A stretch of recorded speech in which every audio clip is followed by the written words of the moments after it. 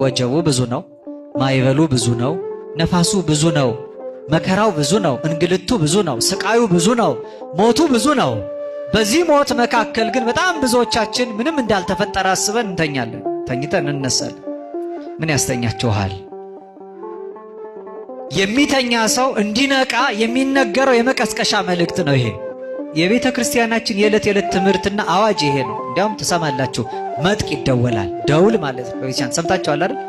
ደውል ማለት ለተጋቡ ብቻ አይደለም የሚደወለው፣ እኛን ለማንቃት ሐሳባችን ለማቅናት ተሰብስበን መተን እኮ ቅዳሴው መካከል ላይ በብዙ አዋጅ፣ በብዙ ትእዛዝ፣ በብዙ ምሪት ሕይወታችን እንዲስተካከል ደውሉ እየተደጋገመ ይደወላል።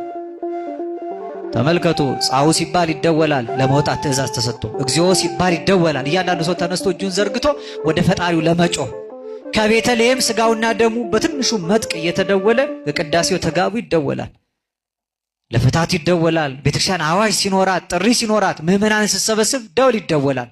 ይሄ ደውል ምንት ያነውመክሙ፣ ምን ያስተኛቸዋል፣ ተነሱ የሚል አዋጅ አለው። ያው የተኛ ሰው መቀስቀስ አለበት። መቼም የተኛ ሰው የሚቀሰቀሰው አውቆ የተኛ አይደለም። አውቆ የተኛን መቀስቀስ በድንጋይ ላይ ውሃ ማፍሰስ ይላሉ አባቶቻችን። በድንጋይ ላይ ውሃ ማፍሰስ ማለት ድንጋዩ የሚጠጣው የሚረባው ነገር የለም፣ ውሃውም ይባክናል፣ ለድንጋዩም ርባና የለውም። አውቆ የተኛን ሰው መቀስቀስ እንደዚህ ነው። አውቆ የተኛን መቀስቀስ ድንጋይ አለት ላይ ውሃ እንደማፍሰስ ነው። ስለዚህ ከንቱ ድካም ነው የሚሆነው። መጽሐፍ እንዲህ ይላል።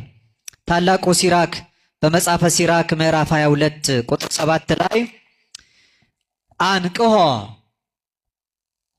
ቀስቀሰው እምአብይ ነዋም ለዘይነውም፣ ከታላቅ እንቅልፉ ላይ የሚተኛውን ሰው አለ።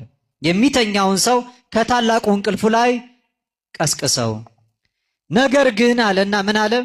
ዘይነግሮ ለአብድ ከመዘይነግር ለድቁስ፣ ለሰነፍ ሰውና ለማያስተውል ሰው ንግግር የሚያበዛ ሰው ጭልጥ ያለ እንቅልፍ ውስጥ ተኝቶ ወሬን የሚሰማ ሰውን ነው የሚመስለው ይላል።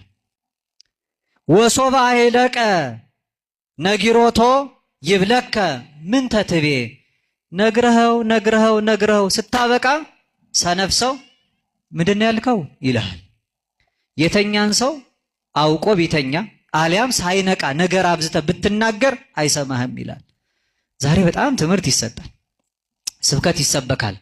አብዝታ ቤተ ክርስቲያን ከነግ ስባት እስከ ሰርክ መስዋዕት ድረስ ደጃፎቿ ተከፍተው ቃል እግዚአብሔር ይነገራል። ነገር ግን ይህ ሁሉ የሚነገረው ቃል እግዚአብሔር ምንም እንዳልተፈጠረ አስበን እንድናድር የሚሆነው ብዙዎቻችን በመኝታ ላይ ያለ ነው፣ ስላልነቃን ነው። ቅዳሴ ላይ ትሰማላችሁ፣ ዲያቆኑ